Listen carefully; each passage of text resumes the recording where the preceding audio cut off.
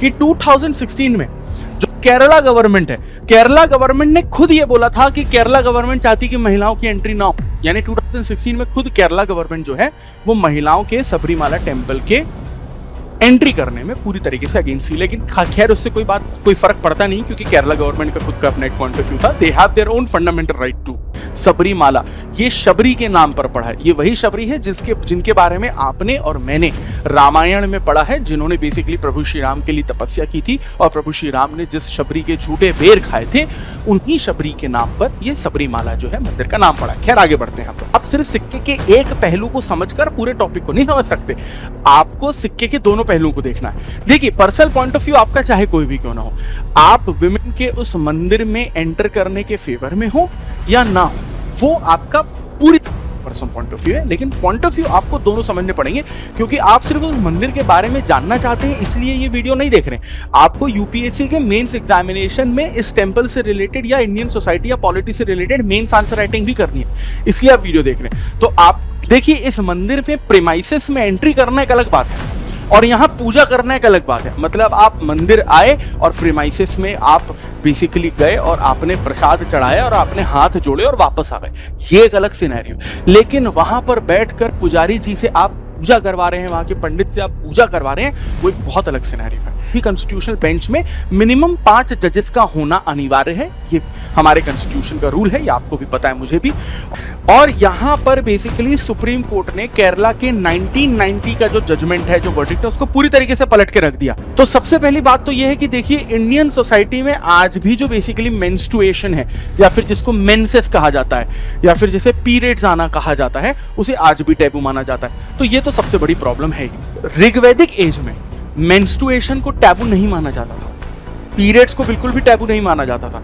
यहां तक कि ऋग्वैदिक एज में जब किसी भी लड़की को सबसे पहली बार पीरियड्स होते थे या मेंस्ट्रुएशन होता था, तो उसे इस तरीके से ट्रीट किया जाता था कि देवी ने या गॉडेस ने इसके शरीर में एंट्री ली है, और वो लड़की जिसे पहली बार मेंस्ट्रुएशन हुए हैं, मतलब पहली बार जो ब्लीडिंग हुई है, उस लड़की को मंदिर में बिठाया जाता था देवी की मूर्ति के साथ, और उसकी पूजा की जाती थी। बिकॉज ऋग्वैदिक टाइम पे तो ये माना जाता, this is the purest thing could ever happen with women, और इससे ज्यादा नेचुरल और इससे ज्यादा रॉ कुछ हो नहीं सकता। ये इतना नेचुरल, इतना रॉ तो भाई भगवान ही होते हैं। तो ये खुद में एक भगवान की अवतार बन चुके हैं। ठीक, फिर ऋग्वैदिक एज में क्या हुआ कि अब ऑब्वियस ही बात है, जैसा कि हम सभी को पता है कि जब प्रीमेंसेस होते हैं या फिर जब मेंसेस होते हैं, तो लोअर एब्डोमिन में ऑब्वियस ही बात है कि लड़कियों या महिलाओं को काफी पेन होता है। तो उसके लिए ऋग्वैदिक एज में कहा गया था कि भाई देखिए, लोअर एब्डोमिन में आपको ऑलरेडी पेन हो रहा है ना, पेट के निचले हिस्से में आपको दर्द हो ही रहा है, तो आप खड़े मत रहिए, या फिर आप बेसिकली कोई बहुत ज्यादा फिजिकल काम मत करिए, आप आराम करिए। इसलिए उनको बोला जाता था कि तुम खाना मत बनाओ, क्योंकि किचन में भाई जब कोई महिला खाना बनाने आती है तो वो फिर खड़े खड़े ही तो खाना बनाती है। तो उसे आराम करने के लिए कहा गया था कि आप किचन में एंट्री मत करिए, लेटे रहो, बैठे रहो, आराम करो। वो 5 या 7 दिन आप किचन में मत आइए। लेटर वैदिक पीरियड में इसको पूरा मिस इंटरप्रिटेशन कर दिया गया, जहां ऋग्वैदिक एज में ही कहा गया था पीरियड्स के पेन में आराम देना है, इसलिए कह रहे हैं कि किचन में आओ मत आओ, क्योंकि खड़े रह के खाना बनाना पड़ेगा। लेटर वैदिक एज में इसका मिस इंटरप्रिटेशन ऐसे हो गया कि जो मेंस्ट्रुएशन होता है वो बहुत ज्यादा अनप्योर होता है, वो बहुत ज्यादा गंदा होता है, इसीलिए हम लोग उसको महिला को किचन में एंट्री नहीं देंगे, क्योंकि किचन तो शुद्ध होता है और पीरियड्स तो अशुद्ध होता है। ये मिस इंटरप्रिटेशन कर दिया गया, क्योंकि पब्लिकली आप कभी भी इस बारे में बात मत करिएगा, किसी भी उस केस के बारे में जो सुप्रीम कोर्ट या हाई कोर्ट में चल रहा है। मतलब आप अपना पॉइंट ऑफ व्यू मत दीजिएगा कि भाई हाँ जाना ही चाहिए, हाँ भाई नहीं जाना चाहिए, क्योंकि क्या है कि अगर सुप्रीम कोर्ट में कोई केस चल रहा है और पब्लिक लेवल पे अगर आप अपना पॉइंट ऑफ व्यू बता रहे हैं और बहुत ज्यादा अग्रेसिवली बता रहे हैं, तो इसे कंटेम्प्ट ऑफ कोर्ट माना जाता है, जिसे हम कहते हैं अदालत की तौहीन, जिसे हम लोग कहते हैं, वो माना जाता है। क्योंकि आप कहीं ना कहीं अपने इन्फ्लुएंसर होने का पब्लिक प्लेस पे फिर पब्लिक प्लेटफॉर्म पे ये किसी भी तरीके का पॉइंट ऑफ व्यू देकर आप सुप्रीम कोर्ट या हाई कोर्ट के वर्डिक्ट को कहीं ना कहीं इफेक्ट करने की कोशिश करो, इन्फ्लुएंस करने की कोशिश करो, that could be an contempt of court. Be careful for that. Hello everyone, आप सभी लोगों का स्वागत है चहल एकेडमी की in depth current affair series में। और इस करंट अफेयर्स की सीरीज में करंट अफेयर्स के टॉपिक्स के साथ साथ कंटेम्प्रेरी इश्यूज के भी टॉपिक्स देखने को मिलेंगे, जिसका 360 डिग्री अप्रोच आप लोगों को प्रोवाइड करवाया जाएगा, जो आपकी यूपीएससी सिविल सर्विसेज एग्जामिनेशन की प्रिपरेशन को और भी आसान बना देगा। और आज का जो हमारा टॉपिक होने वाला है वो पॉलिटी जीएस पेपर 2 से तो रिलेटेड है ही, लेकिन इसके साथ साथ जीएस पेपर 1 और जीएस पेपर 2 के इंडियन सोसाइटी के सेक्शंस सोशल इशू और सोशल जस्टिस से भी रिलेटेड है। और आज हम लोग पढ़ने वाले हैं सबरीमाला टेंपल का जो इशू है या फिर सारा का सारा ये जो केस है। इसको हम लोग सिर्फ एक पर्सपेक्टिव से नहीं देखेंगे, देखिए इसे पॉलिटी के पर्सपेक्टिव से तो हमें देखना ही है, जो कि बेसिकली हमारा मेजर फोकस होने वाला है, लेकिन थोड़ा बहुत हम लोग इसका हिस्टोरिकल बैकग्राउंड समझने की भी कोशिश करेंगे। आर्ट एंड कल्चर और हिस्ट्री का हल्का सा एसेंस हम लोग इसमें डालेंगे, और इंडियन सोसाइटी का जो बेसिकली आपका कंसेप्ट है कि सबरीमाला टेंपल में विमेन की यहां पर एंट्री अलाउ होनी चाहिए या नहीं होनी चाहिए, उसके फेवर और अगेंस्ट में भी चीजों को देखेंगे, और किस तरीके से 1990 से केरला हाईकोर्ट का वर्डिक्ट जो स्टार्ट हुआ था और वो कहानी कैसे 2019 के सुप्रीम कोर्ट की पीआईएल तक आ पहुंची है, उसके बारे में भी हम लोग देखने की कोशिश करेंगे। तो सबसे पहले हम लोग यहाँ पर मंदिर के बारे में थोड़ा बहुत जान लेते हैं। देखिए सबरीमाला टेंपल इतना ज्यादा अब फेमस हो चुका है कि लोकेशन हम सभी लोगों को पता है उसकी, केरला स्टेट में ये स्थित है, और वहां पर एक डिस्ट्रिक्ट है जिसका नाम है पठनमथिट्टा डिस्ट्रिक्ट, यहां पर ये बेसिकली पाया जाता है। मेजर इशू की अगर हम लोग यहां पर बात करते हैं तो सबसे बड़ा इशू इस सबरीमाला टेंपल को लेकर ये है कि वो विमेन या वो गर्ल्स जो अपने मेंस्ट्रुएशन साइकिल में एक्टिव होती हैं या फिर जो अपने रिप्रोडक्शन की जो एज होती है उसमें एक्टिव होती है, उन महिलाओं को बेसिकली ट्रेडिशनली परमिट नहीं किया जाता इस टेंपल में वर्शिप करने के लिए। अगर आप स्पेसिफिकली एज के हिसाब से बात करते हैं तो 10 से 50 साल तक की जो महिलाएं होती हैं या लड़कियां होती हैं उनको यहां पर बेसिकली रेस्ट्रिक्ट किया गया, और ये ऐसा नहीं है कि मॉडर्न टाइम में रेस्ट्रिक्ट किया गया, ये ट्रेडिशनली ही सदियों सदियों से बेसिकली चला आ रहा था। और अगर हम लोग रीसेंट वर्डिक्ट की बात करते हैं तो सबसे रीसेंट वर्डिक्ट हमें सुप्रीम कोर्ट का देखने को मिलता है सितंबर 2018 का, मोर स्पेसिफिकली 28 ऑफ सितंबर 2018 का, जिसमें बेसिकली सुप्रीम कोर्ट ने पूरी तरीके से विमेन को अलाउ कर दिया कि विमेन जो है चाहे वो किसी भी एज की हो, मेंस्ट्रुएशन साइकिल की हो या ना हो, रिप्रोडक्टिव सिस्टम में बेसिकली एज की हो या ना हो, सारी की सारी विमेन को बेसिकली यहां पर अलाउ किया जाएगा। और उन्होंने ये कहा, सुप्रीम कोर्ट ने ये कहा कि अगर आप विमेन को अलाउ नहीं करते हैं तो ये आर्टिकल नंबर 14, 15 जो बेसिकली आपका फंडामेंटल राइट का राइट टू इक्वालिटी आता है, और साथ ही साथ आर्टिकल नंबर 25 जो फंडामेंटल राइट का जो राइट टू रिलीजन है उसके अगेंस्ट पूरी तरीके से जाता है। तो फिलहाल तो बेसिकली सुप्रीम कोर्ट ने ये कह रखा है सितंबर 2018 के हिसाब से हम लोग अगर बात करें कि विमेन को बेसिकली एंट्री है, अलाउ है, वो मंदिर में जा भी सकती है, मंदिर के परिसर में जा सकती है, उसके प्रीमाइसेस में जा सकती है और वहां पर पूजा भी कर सकती है। अब ये जो बेसिकली मंदिर है ये लॉर्ड अयप्पन पर आधारित है, मतलब लॉर्ड अयप्पन को डेडिकेटेड है। इन्हें शिव और विष्णु का अवतार माना जाता है, इनकारनेशन माना जाता है शिवा और विष्णु का, और ये बेसिकली एक सेलिब्रेटेड डीटी है, यानी बेसिकली ब्रह्मचर्य का पालन करने वाले भगवान हैं।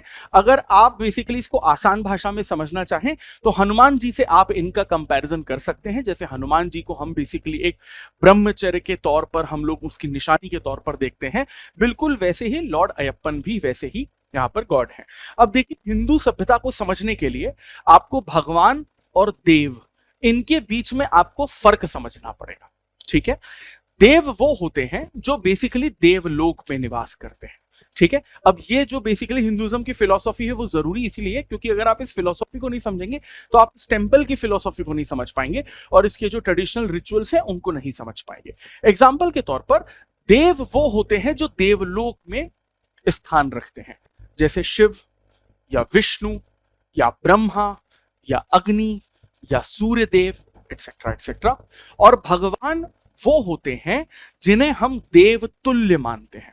एग्जाम्पल के तौर पर हमारे यहां हिंदुइज्म में कृष्ण जी को और प्रभु श्री राम को देव नहीं कहते, उन्हें भगवान कहते हैं, क्योंकि हिंदुइज्म में यह भी कहा जाता है कि राम और कृष्ण अवतार तो विष्णु जी के ही हैं, लेकिन वो इंसान के रूप में ही, ह्यूमन के रूप में ही उन्होंने यहां जन्म लिया था। लेकिन प्रभु श्री राम के और कृष्ण जी के कर्म ऐसे रहे थे कि हम उन्हें भगवान की तरह पूजते हैं, ठीक है। इनका जैसे कि आप मॉडर्न टाइम्स में अगर आप देखें, ये तो हम बेसिकली सतयुग की बात कर रहे हैं, लेकिन मॉडर्न टाइम्स में अगर आप देखें तो Chhatrapati Shivaji Maharaj could be a greatest example of that, कि छत्रपति शिवाजी महाराज इंसान के रूप में ही पैदा हुए थे, लेकिन उन्होंने अपना जो वॉरियर वाला उनका एक कैरेक्टर रहा है, उनके कर्म ऐसे रहे कि अगर आप महाराष्ट्र में जाते हैं, स्पेशली अगर आप मराठवाड़ा वाले रीजन में जाते हैं, तो छत्रपति शिवाजी महाराज की तस्वीर को मंदिरों में भी लगाया जाता है, भगवान तुल्य माना जाता है उन्हें। और राजस्थान में महाराणा प्रताप की भी यही कहानी है, ठीक है। तो लॉर्ड अयप्पन से भी रिलेटेड बहुत सारी थ्योरीज हैं। कुछ लोग लॉर्ड अयप्पन को देव मानते हैं, कुछ लॉर्ड अयप्पन को भगवान मानते हैं, जिनका ये कहना है कि शिव और विष्णु के ये अवतार हैं, जो कि बेसिकली मेजॉरिटी ऑफ द लोगों का ये कहना है, वो उन्हें देवों की तरह ही ट्रीट करते हैं। लेकिन कुछ सेक्शन है केरला में ही जो ये कहते हैं कि वो इंसान के रूप में ही पैदा हुए थे, लेकिन जिंदगी भर उन्होंने ब्रह्मचर्य का पालन किया है, और सिर्फ ब्रह्मचर्य के नाम पर ही साधना और तपस्या की है। इसीलिए इनका मंदिर बनाया गया है, और जो भी लोग, चाहे वो मेल हो या फीमेल हो, जो भी इनके मंदिर जाते हैं, जरूरी है कि वो बेसिकली वहां पर ब्रह्मचर्य का पालन करें। अब जो मेल और फीमेल जो मंदिर जाते हैं वो ब्रह्मचर्य का पालन करें, इसका क्या मतलब है, इसको हम लोग आने वाली कुछ स्लाइड्स में समझने की कोशिश करेंगे, ठीक है। अब ये जो बेसिकली सबरीमाला टेम्पल है, अच्छा एक और चीज है, ये मत समझिएगा कि लॉर्ड अयप्पन का सिर्फ एक ही टेम्पल आपको देखने को मिलेगा केरला में, जी नहीं, आपको सैकड़ों मंदिर लॉर्ड अयप्पन के देखने को मिलेंगे केरला में। तो केरला में या फिर साउथ इंडिया में लॉर्ड अयप्पन के जो सैकड़ों मंदिर है, उनमें से एक मंदिर सबरीमाला की हम लोग बात कर रहे हैं। वैसे ये जो बेसिकली नाम है सबरीमाला, ये शबरी के नाम पर पड़ा है, ये वही शबरी है जिनके बारे में आपने और मैंने रामायण में पढ़ा है, जिन्होंने बेसिकली प्रभु श्री राम के लिए तपस्या की थी, और प्रभु श्री राम ने जिस शबरी के झूठे बेर खाए थे, उन्हीं शबरी के नाम पर यह सबरीमाला जो है मंदिर का नाम पड़ा। खैर आगे बढ़ते हैं हम लोग। चलिए, अब इसका जो बेसिकली कंस्ट्रक्शन है वो 11th सेंचुरी एडी में कंप्लीट किया गया था, और आज की डेट में 2023 में एट प्रेजेंट अगर हम लोग बात करते हैं, तो जो गवर्निंग बॉडी है इस टेंपल की, वो है ट्रेवनकोर देवास्वम बोर्ड। जितने भी डिसीजंस लिए जाते हैं, जैसे कि मान लीजिए कि सुप्रीम कोर्ट ने कहा कि भाई विमेन की एंट्री अलाउ होगी, तो सुप्रीम कोर्ट के अगेंस्ट पीआईएल कौन डाल रहे हैं, देवास्वम बोर्ड ही डाल रहे हैं। यानी कि देवास्वम बोर्ड जो है वो पूरे के पूरे इस मंदिर का मैनेजमेंट करते हैं। ट्रेडिशनली जिन चीजों को फॉलो करना होता है, यही वो बोर्ड है जो इसके लिए रिस्पॉन्सिबल होता है, और जो बेसिकली एक तरीके से लीगल लड़ाई चल रही है मंदिर की तरफ से, वो ये बोर्ड ही लड़ता है, क्योंकि यही इसकी गवर्निंग बॉडी है, ठीक। अब कौन कौन से फेस्टिवल्स बेसिकली इस मंदिर से रिलेटेड हैं, तो जो मकर संक्रांति हम लोग मनाते हैं, जिसे उस रीजन में मंडलम मकर वेलकू के नाम से भी जाना जाता है, जो बेसिकली 14 जनवरी को, कभी कभी वो 15 जनवरी हो जाता है, 14 जनवरी को जो मकर संक्रांति मनाई जाती है, वही फेस्टिवल बेसिकली इससे रिलेटेड होता है, ठीक है। अब ये तो बेसिकली बात रही उस मंदिर के, हम लोग ने एक ओवरऑल ऑर्गेनाइजेशन या फिर थोड़ा इंट्रोडक्शन के बारे में बात की। अब हम लोग यहां पर बात करते हैं कि हाईकोर्ट का जो वर्डिक्ट है वो क्या है। अब सबसे पहले जो इशू है वो तो आपको पता ही है कि जो विमेन है 10 to 50 की एज की, उनको बेसिकली यहाँ पर मंदिर में अलाउ क्यों नहीं किया जा रहा है, सबसे पहले उसको समझते हैं। क्योंकि यहाँ पर देखिए ऐसा है कि जो फेमिनिस्ट पॉइंट ऑफ व्यू है वो तो हम लोग समझेंगे, लेकिन आपको मंदिर का भी पॉइंट ऑफ व्यू समझना पड़ेगा। आप सिर्फ सिक्के के एक पहलू को समझकर पूरे टॉपिक को नहीं समझ सकते, आपको सिक्के के दोनों पहलुओं को देखना है। देखिए, पर्सनल पॉइंट ऑफ व्यू आपका चाहे कोई भी क्यों ना हो, आप विमेन के उस मंदिर में एंटर करने के फेवर में हो या ना हो, वो आपका पूरी पर्सनल पॉइंट ऑफ व्यू है, लेकिन पॉइंट ऑफ व्यू आपको दोनों समझने पड़ेंगे, क्योंकि आप सिर्फ उस मंदिर के बारे में जानना चाहते हैं इसलिए ये वीडियो नहीं देख रहे हैं। आपको यूपीएससी के मेंस एग्जामिनेशन में इस टेंपल से रिलेटेड या इंडियन सोसाइटी या पॉलिटी से रिलेटेड मेंस आंसर राइटिंग भी करनी है, इसलिए आप वीडियो देख रहे हैं। तो आपके जो पॉइंट्स हैं विमेन के फेवर वाले भी होने चाहिए और अगेंस्ट वाले भी होने चाहिए, नोट्स आपके पास दोनों होने चाहिए, इसलिए हम लोग उसको 360 डिग्री अप्रोच के साथ देख रहे हैं। तो यहां पर बेसिकली विमेन की जो एंट्री है बैन इसीलिए है ट्रेडिशनली, क्योंकि यहां पर मंदिर का बेसिकली पॉइंट ऑफ व्यू ये है, जो ट्रेडिशनली सेंचुरी से चला आ रहा है, कि जो लॉर्ड अयप्पन है वो बेसिकली एक ब्रह्मचर्य गॉड है। तो वो ब्रह्मचर्य गॉड होने की वजह से किसी भी फीमेल कांटेक्ट में नहीं रहे हैं अपनी जिंदगी भर, ठीक है। यानी उनका विवाह नहीं हुआ, उनके बच्चे नहीं हुए, एटसेट्रा एटसेट्रा, ठीक है। तो यहां पर बेसिकली महिलाओं की एंट्री इसलिए बैन है क्योंकि वो रिप्रोडक्टिव सिस्टम में बेसिकली वो ब्रह्मचर्य का पालन नहीं करती है, नंबर 1। नंबर 2, यहां पर ये डिस्क्रिमिनेशन, ये मैं मंदिर का पॉइंट ऑफ व्यू बता रहा हूं, ये मेरा पॉइंट ऑफ व्यू बिल्कुल नहीं है, let me be very very clear with this. हम मंदिर के पॉइंट ऑफ व्यू की बात कर रहे हैं। मंदिर का पॉइंट ऑफ व्यू सिर्फ विमेन डिस्क्रिमिनेशन कि यहाँ पर के अगेंस्ट नहीं है या फिर वुमेन डिस्क्रिमिनेशन नहीं कर रहा। यहाँ पर वो जो मेल भक्त हैं, जो बेसिकली पुरुष हैं, जो वो भी मंदिर आते हैं प्रेमाइसिस में, तो उनके भी बेसिकली ब्रह्मचर्य का ख्याल रखा जाता है। देखिए, इस मंदिर में प्रेमाइसिस में एंट्री करना एक अलग बात है और यहां पूजा करना एक अलग बात है। मतलब आप मंदिर आए और प्रेमाइसिस में आप बेसिकली गए और आपने प्रसाद चढ़ाया और आपने हाथ जोड़े और वापस आ गए, ये एक अलग सिनेरियो। लेकिन वहां पर बैठकर पुजारी जी से आप पूजा करवा रहे हैं, वहां के पंडित से आप पूजा करवा रहे हैं, वो एक बहुत अलग सिनेरियो है। तो आप बेसिकली अगर मेल मेंबर है, क्योंकि फीमेल का तो हम लोग यहाँ पर पूरा केस डिस्कस करेंगे, मेल की भी मैं आपको बता रहा हूं, तो अगर आप मेल मेंबर है तो आप प्रीमाइसिस में जा सकते हैं, आप प्रसाद चढ़ा सकते हैं, आप हाथ जोड़ के जो भी प्रार्थना करनी है आप वहां से आ सकते हैं, लेकिन पूजा नहीं करा सकते मेल मेंबर भी। अगर किसी भी मेल मेंबर को भी पूजा करानी है सबरीमाला टेंपल में, आप प्लीज समझने की कोशिश करिए, तो उसे भी 40 दिन का एक ब्रह्मचर्य का साइकिल का पालन करना पड़ता है।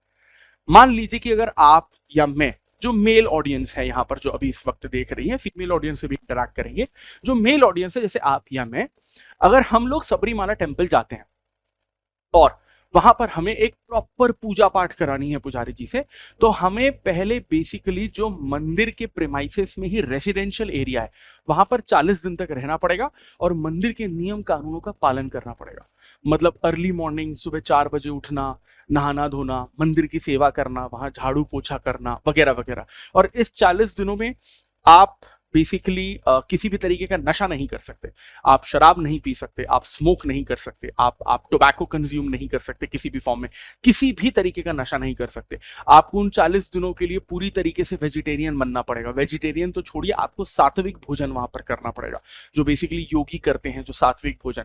इसके अलावा आप सेक्सुअली किसी से इंटरैक्ट नहीं कर सकते, यहां तक कि बेसिकली आप मास्टरबेशन भी नहीं कर सकते उन 40 दिनों में।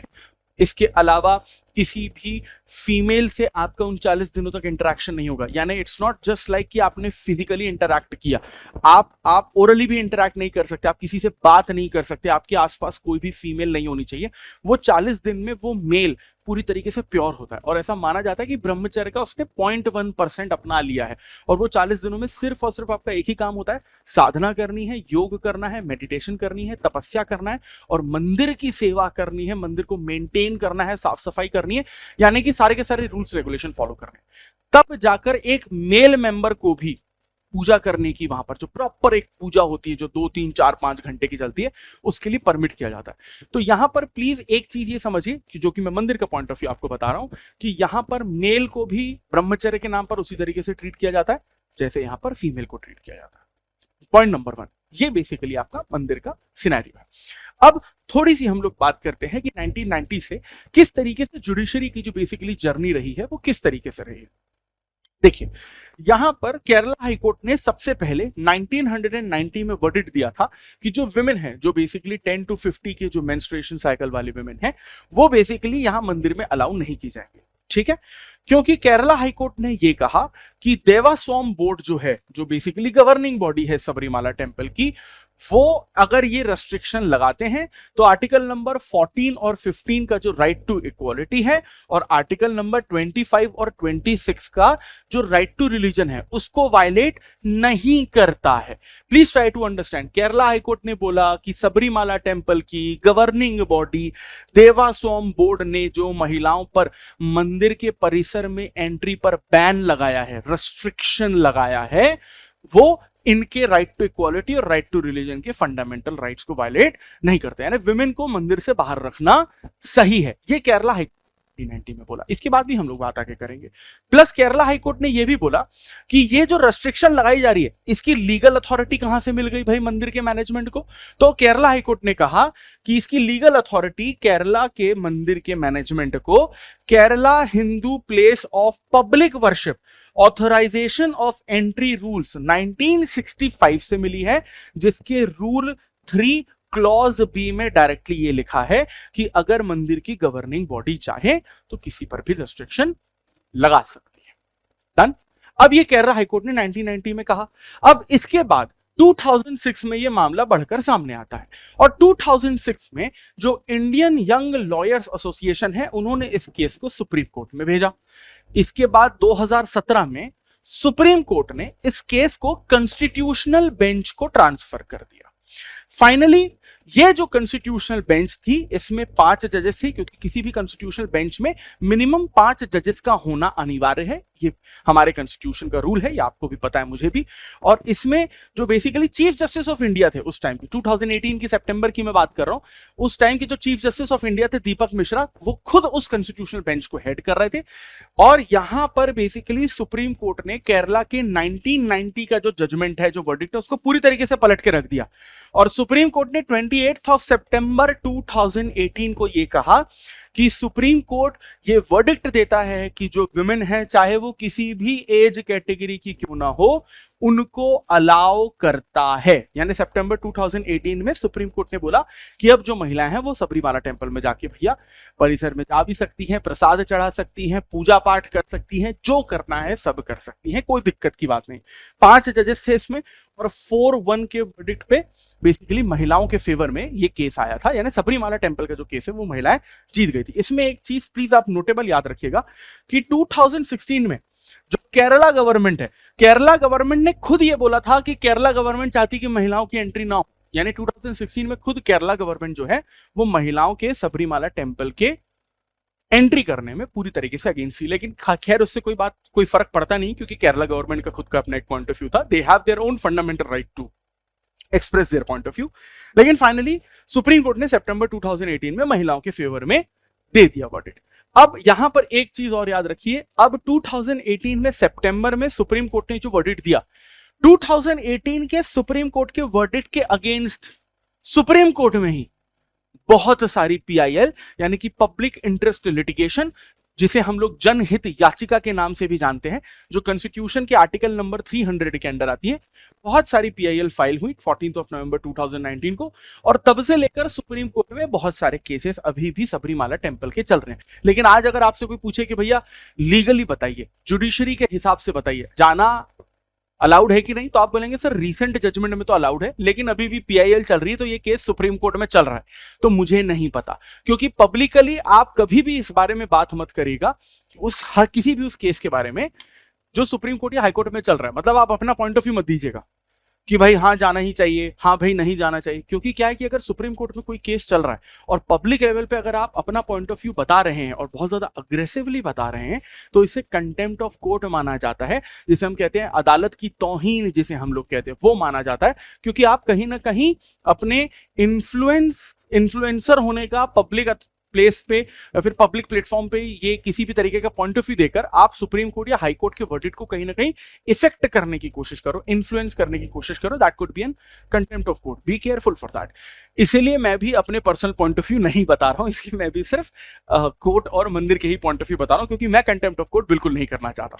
खैर, अब यहां पर हम लोग आपकी यूपीएससी के लेवल के हिसाब से थोड़ी सी चीजें देखते हैं कि ये तो भाई पॉलिटी वाला सिनेरियो रहा। अब तो 2018 में सुप्रीम कोर्ट ने बोल ही दिया है कि वुमेन जा सकती है। अब पीआईएल चल रही है, पीएल बहुत डल रही है, केस चल रहा है। आने वाले कुछ टाइम में हमें पता ही चल जाएगा कि भाई फाइनल वर्डिक्ट और क्या होने वाला है। क्योंकि देखिए ये तो बेसिकली क्या है, अनस्टॉपेबल प्रोसेस है ना, कि सुप्रीम कोर्ट का वर्डिक्ट आया, फिर पीआईएल, फिर पीआईएल, फिर PIL, you can not do anything for that.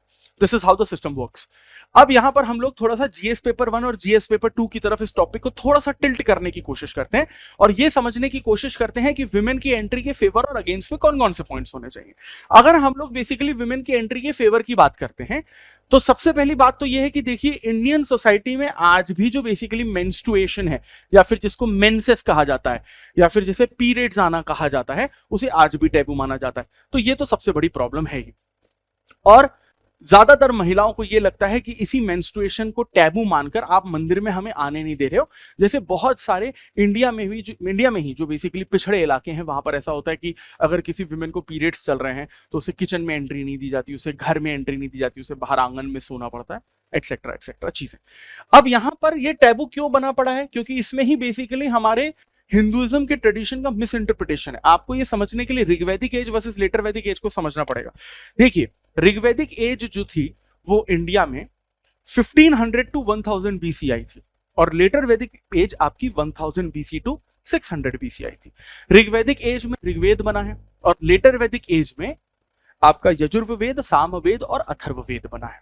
ठीक, अब ऋग्वैदिक एज में मेंस्ट्रुएशन को टैबू नहीं माना जाता था, पीरियड्स को बिल्कुल भी टैबू नहीं माना जाता था। यहां तक कि ऋग्वैदिक एज में जब किसी भी लड़की को सबसे पहली बार पीरियड्स होते थे या मेंस्ट्रुएशन होता था, तो उसे इस तरीके से ट्रीट किया जाता था कि देवी ने या गॉडेस ने इसके शरीर में एंट्री ली है, और वो लड़की जिसे पहली बार मेंस्ट्रुएशन हुए हैं, मतलब पहली बार जो ब्लीडिंग या ब्लीडिंग हुई है, उस लड़की को मंदिर में बिठाया जाता था देवी की मूर्ति के साथ, और उसकी पूजा की जाती थी।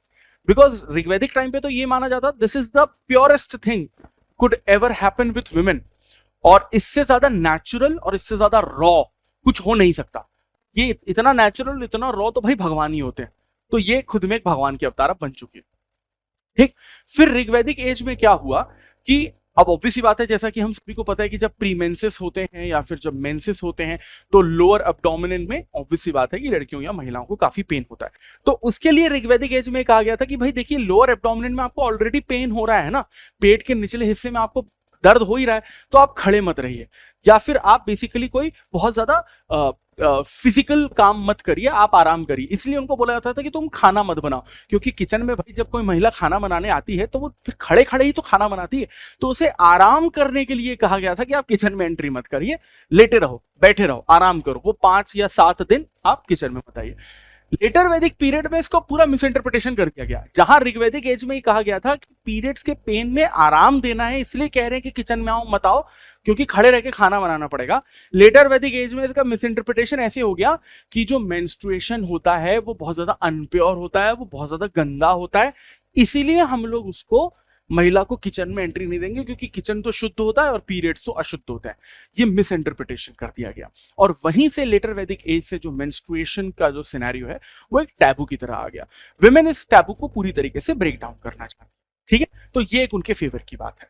नंबर 2, अब यहां पर महिलाओं का ये कहना है कि भाई सैकड़ों सैकड़ों मंदिर हैं लॉर्ड अयप्पन के केरला में और साउथ इंडियन दूसरे स्टेट्स में, जहां पर महिलाओं की तो एंट्री अलाउड है, और महिलाएं तो वहां पर किसी भी एज की, भले उनके पीरियड्स आ रहे हो नहीं आ रहे हो, वहां प्रेमाइसिस में भी जा सकती है, प्रसाद चढ़ा सकती है, पूजा पाठ कर सकती है, सब कर सकती है। तो फिर सिर्फ इसी टेंपल में क्यों आप डिस्क्रिमिनेशन कर रहे हैं? अगर ये भाई आपके एकदम प्रथा से रिलेटेड इतना ही ज्यादा है, तो फिर सारे के सारे मंदिर में आप हमारा एंट्री बैन कर दीजिए, या तो फिर किसी में भी बैन मत करिए। ठीक, तो ये उनका एक हिपोक्रेसी वाला पॉइंट है जो महिलाओं का ये कहना है। प्लस महिलाओं का ये भी कहना है, महिलाओं का पॉइंट ऑफ व्यू भी है कि ये उनके फंडामेंटल राइट्स के पूरी तरीके से अगेंस्ट जा रहा है। ठीक है, उनके आर्टिकल नंबर 14, उनके आर्टिकल नंबर 15 के अगेंस्ट जा रहा है। यहां तक कि आर्टिकल नंबर 17 का भी इस्तेमाल यहां पर किया जा रहा है कि छुआछूत हो रही है हमारे साथ, उसके अगेंस्ट वो बोल रही है, और आर्टिकल नंबर 25, 26 के अगेंस्ट जा रहा है। ये महिलाओं का बेसिकली कहना है। अब ये तो महिलाओं के फेवर में वो रहे आर्ग्यूमेंट्स की महिलाएं क्यों चाहती हैं। अब हम लोग बेसिकली बात करते हैं कि आर्ग्यूमेंट्स अगेंस्ट में कि क्यों। अब देखिए, अगेन ये तो हम लोगों ने महिलाओं के फेवर में पॉइंट सुने, वो महिलाओं के पॉइंट है। अब इसके अगेंस्ट में भी आपको अपने, देखो आपको बेसिकली क्या है कि मंदिर का पॉइंट ऑफ व्यू भी समझना पड़ेगा, क्योंकि देखो आपको तो यूपीएससी में आंसर राइटिंग करनी है सर, आपको तो सिक्के के दोनों पहलू आने चाहिए। ठीक है, अब यहां पर मंदिर का पॉइंट ऑफ व्यू समझते हैं। मंदिर ये कह रहा है कि भाई हिस्टोरिकल आइडेंटिटी ऑफ टेंपल नाम की भी कोई चीज होती है कि नहीं होती है इस दुनिया में।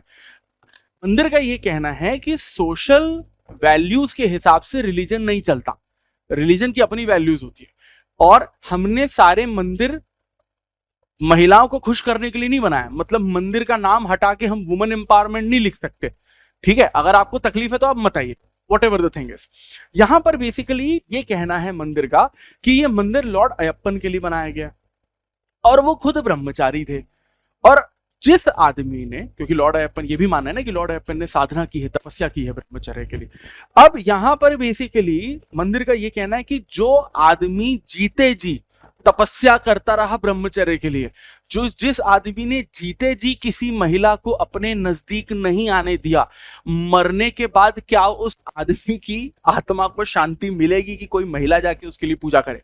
ठीक है, तो मंदिर का ये कहना, मंदिर परिसर का या फिर वो गवर्निंग बोर्ड का ये कहना है कि वो आदमी ने ब्रह्मचर्य का ही पालन किया है, तो वो उसकी फिलॉसफी ही उस लॉर्ड की, उस भगवान की वैसी है। नंबर 1।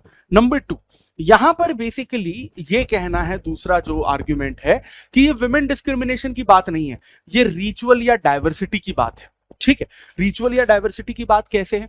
क्योंकि यहां पर बेसिकली इस सबरीमाला टेम्पल में जो गवर्निंग बॉडी है उनका ये कहना है इस देश में बहुत सारे ऐसे मंदिर हैं जहां पर मेल मेंबर्स अलाउड नहीं होते। ठीक है, आसाम में जो कामाख्या मंदिर है उसमें साल में कुछ हफ्ते या कुछ महीने पुरुषों को एंट्री नहीं दी जाती। स्पेशली नवरात्रा के टाइम पे देखा जाता है कि पुरुष की एंट्री आसाम के कामाख्या टेम्पल पे नहीं होती। और इसके अलावा भी कुछ कुछ ऐसे फेस्टिवल्स, कुछ कुछ दिन होते हैं, चंद्र ग्रहण, पूर्णिमा वगैरह वगैरह, जहां पर मेल मेंबर्स को अलाउ नहीं किया जाता। It is not just about Kamakhya temple, it is also few temples of Bengal, also few temples of Gujarat, also even few temples of Madhya Pradesh and Chhattisgarh, जहां पर मेल मेंबर्स की एंट्री नहीं की जाती। तो यहां पर मंदिर कह रहा है क्या मेल मेंबर्स थोड़ी ना इस प्रोटेस्ट में उतर जाते हैं कि आपने हमारी एंट्री नहीं होने दी, पुरुषों की एंट्री नहीं होने दी, तो आप पुरुषों के साथ डिस्क्रिमिनेशन कर रहे हो? बिल्कुल नहीं। मेल मेंबर्स का तो ये कहना है कि ठीक है जी, आपकी अगर आप कहते हैं कि मेल मेंबर्स इतने इतने टाइम पे एंट्री नहीं करेंगे, नो इशू, हम बिल्कुल एंट्री नहीं करेंगे, क्योंकि वो आपका फेथ है, हम आपके फेथ में बिल्कुल इंटरफेयर नहीं करेंगे। तो जिस तरीके से उन मंदिरों का खुद का एक फेथ है, इस मंदिर का भी एक फेथ है। और ये मंदिर कहता है it is not about discrimination, it is not about something else, but ये मंदिर का रिचुअल है, ये मंदिर का बेसिकली क्या है, ये ट्रेडिशन है। और जिस तरह से महिलाओं का खुद का राइट टू रिलीजन है, आर्टिकल 25 टू 28, वैसे ही मंदिर का भी तो खुद का एक फंडामेंटल राइट है, क्योंकि उसे भी तो आप लिविंग एंटिटी की तरह ट्रीट करते हैं। और जो मेल मेंबर्स ये बोलते हैं कि महिलाओं की एंट्री नहीं होती है, या फिर जो गवर्निंग बॉडी है जिसमें मेल मेंबर्स बैठे हुए हैं, सबरीमाला टेम्पल की गवर्निंग बॉडी में, वो जो मेल मेंबर्स बैठे हुए हैं उनका भी तो खुद का फंडामेंटल राइट है, उनके पास भी तो आर्टिकल नंबर 26 है कि आप हमारे रिलीजियस मैटर में इंटरफेयर मत करिए। तो अगर आप महिलाओं की, आप ये कहते हैं कि महिलाओं की एंट्री नहीं हो रही है, this is against the fundamental right and right to religion of against women, और अगर आप महिलाओं की एंट्री करवा रहे हैं, this is also against the right to religion of many of the men. तो मंदिर का यहां पर ये कहना है कि इक्वल ट्रीटमेंट आप लोग नहीं कर रहे हैं, हम तो करना चाह रहे हैं। ठीक, इसके अलावा यहां पर ब्रह्मचर्य इज द की पॉइंट, है ना, जिसके बारे में हम लोगों ने पहले बात की थी कि यहां पर हम लोग महिलाओं को डिस्क्रिमिनेट करना या फिर मेल मेंबर्स को इंकरेज करना हम ये नहीं कर रहे हैं, हम सिर्फ ब्रह्मचर्य को इंकरेज कर रहे हैं। क्योंकि अगर किसी मेल मेंबर को भी पूजा पाठ करनी होती है अगर उस मंदिर में, तो उसको भी वो 40 दिन का जो बेसिकली पीरियड है ब्रह्मचर्य का, उसको पूरी तरीके से फॉलो करना ही पड़ता है। तो ये ब्रह्मचर्य को लेकर फोकस्ड है। और जैसा कि मैंने आपको बताया, बहुत सारे ऐसे टेंपल हैं इंडिया में जहां पर मेल मेंबर्स भी अलाउड नहीं है, तो इसको उसी तरीके से लिया जाना चाहिए। खैर, अभी की सिचुएशन ये है कि सुप्रीम कोर्ट ऑलरेडी वर्डिक्ट दे चुका है कि महिलाओं की एंट्री जो होगी वो अलाउड होगी सबरीमाला टेंपल में। नवंबर 2019 से बहुत सारे पीआईएल डल चुकी हैं। आने वाले वक्त पर सुप्रीम कोर्ट जो बोलेगा आपको और मुझे वही मानना है, एज अ पर्सनल ओपिनियन भी अगर हो सके तो, और यूपीएससी मेंस में तो बिल्कुल मस्ट रेस्ट्रिक्शन के साथ। क्योंकि प्लीज ये गलती मत करिएगा अपने मेंस एग्जामिनेशन में जीएस पेपर 2 के पॉलिटी या फिर इंडियन सोसाइटी में कि सुप्रीम कोर्ट के रीसेंट वर्डिक्ट के अगेंस्ट आप अपना आंसर लिख के आ गए। सुप्रीम कोर्ट ने अगर कहा कि महिलाओं की एंट्री नहीं होनी चाहिए, तो आप कहेंगे ओके सर नहीं होनी चाहिए, हम एग्जाम में यही लिखेंगे। सुप्रीम कोर्ट ने कहा अगर महिलाओं की एंट्री होनी चाहिए, तो आप कहेंगे ओके सर महिलाओं की एंट्री होनी चाहिए, हम यही लिखेंगे। प्लीज आप अपने एग्जाम पॉइंट ऑफ व्यू से इसको समझने की कोशिश करिए। तो अभी तो रीसेंट वाला ये है कि पीआईएल चल रही है, केसेस चल रहे हैं पीआईएल पे। 2018 पे सुप्रीम कोर्ट ऑलरेडी वर्डिक्ट दे चुकी है, नंबर 1। प्लस हम लोगों ने वुमेन के अगेंस्ट में भी थोड़ा बहुत यहाँ पर पॉइंट देख लिए और फेवर में भी हमने पॉइंट देखिए, और बेसिकली मंदिर का जो बेसिकली हिस्टोरिकल बैकग्राउंड है या फिर ऑर्गेनाइजेशन है, जो लोकेशन है, वो भी थोड़ा सा हमने पॉलिटिक पर्सपेक्टिव से देख लिए हैं। ठीक है, तो इस पे पर्सनल पॉइंट ऑफ व्यू चाहे आपका क्यों ना हो, लेकिन कोशिश करिए कि हर टॉपिक को आप यूपीएससी के नजरिए से ही पढ़ सके। आई होप ये टॉपिक आपको समझ में आया होगा और इंटरेस्टिंग लगा होगा, और इसी तरह के इंटरेस्टिंग कंटेम्प्रेरी इशू और करंट अफेयर्स के टॉपिक के साथ जिसको 360 डिग्री में अप्रोच किया जाएगा, वो कंटिन्यूसली यहाँ पर आते रहेंगे। और अगर आपको ऐसे टॉपिक्स पढ़ने हैं तो please stay tuned with Chahal Academy. I will see you in the next video. Thank you very much.